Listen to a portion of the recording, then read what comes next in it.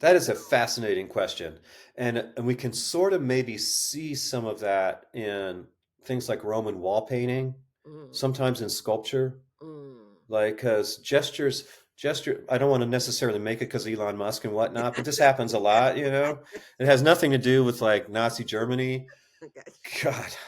But I got to say something about that. I mean, Please gestures, do. there's this vocabulary of gestures that we can't totally decipher. And sometimes they're on lamps and sometimes like things like that, you know, like rough and ready objects that have figuration or figures depicted on them will have gestures.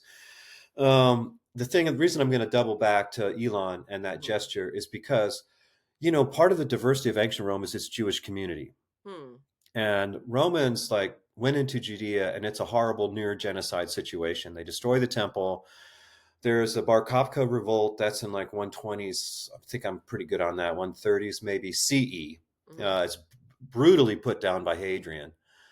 And there's this huge Jewish diaspora. But a lot of there's already a lot of Jews in Rome and then a lot more. Okay. And there are like you'll find in Italy and like in Rome and in Ostia, the harbor city of Rome, there's synagogues, right, Hmm. in ancient Rome. Okay. And there's a lot of evidence of a Jewish community in the Trastevere region, the across the Tiber region of Rome, Okay. which is why it's also a hotbed for the emergence of early Christianity in Rome. Hmm. Okay, Hmm. so but in Rome's like 15th, 16th century CE, like in the late Renaissance, early Baroque, that population of Jews is crowded into the Jewish ghetto. Okay. Right? And churches are built at all the entrances and exits, like this real attempt to convert them and confine them. Like it's super like racist. And Wow. so that happens, right? Hmm. Hmm. That goes away in I'm going to say like the early maybe mid 18th century. It start like that gradually goes away, but the Jewish community remains in the ghetto. Like they don't all leave. It's a this concentrated Jewish area of Rome. Hmm. Once the violent confinement of them sort of fades, Hmm. but of course, when Nazi occupation happens, like it's really serious, right? And a lot of Romans who weren't Jewish in Rome, like not a few stood up, right, and joined with the Jewish population, Okay.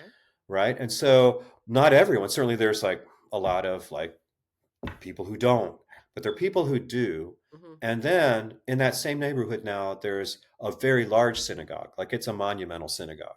Hmm. And it's a testament to the toughness, the staying power of that community, its resilience, and also something now that Rome stands for, like Romans in Rome, Hmm. right? So when an Elon Musk makes a gesture like that, people in Rome are seeing that, Mm. right? And that's intense Yeah. because he's like making a joke out of that kind of history. So that history, I mean, the Holocaust is this incredible, Yeah. horrific moment in that history, but it's not the only moment, Right. right? And Right. so and it's incredible because it's the very diversity of Rome that enables the birth and growth of the Christian community, the early Christian community in Rome. Like Christianity isn't native to Rome, Mm. right? Hmm. It's Hmm. brought there and it Right. and it grows there. And of course, Rome becomes this, you know, center of Catholic Christendom. Hmm. But that reflects Rome's diversity, Right. right? And so that's why that like this whole Western European Christian situation. I'm like, what is going on here? Right. Right? And so Yeah. there's just a so Elon Musk may think about Rome every day, but he has no like it must be ridiculous what the thoughts are. He's thinking about the slippage of Rome. The slippage. Yeah.